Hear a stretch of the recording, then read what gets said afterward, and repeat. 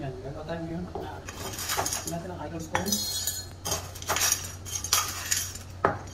Siya ang sisip-sip ng mga extra. Tapos, tanggalan natin ng konti lupa. Sa lalim. Gamitin natin ng kalaykay. Tapos, press natin. Yan.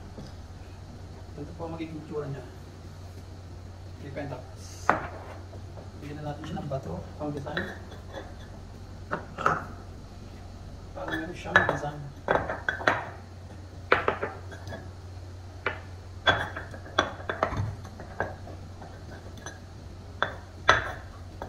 Bigyan natin ng konting lupa. Mga gilid-gilid. Yan. Mabilisan naman ang pagka-transfer nito kasi maliit lang. Bigyan tayo ng moss.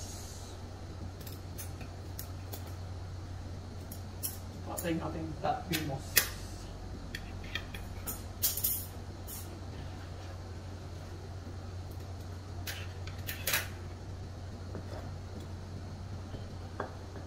Ayan siya. Bigyan natin siya ng moss.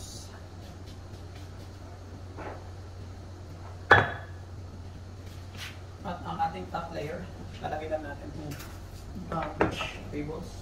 Pakpan natin lahat ng soil para siya malagay na design. Yan.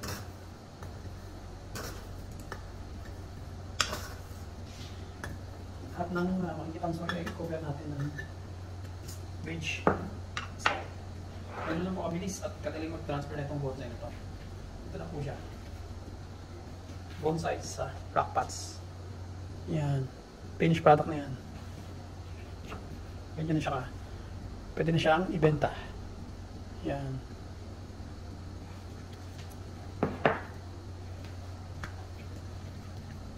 Ayun na po siya. Ito na po ang ating finished product.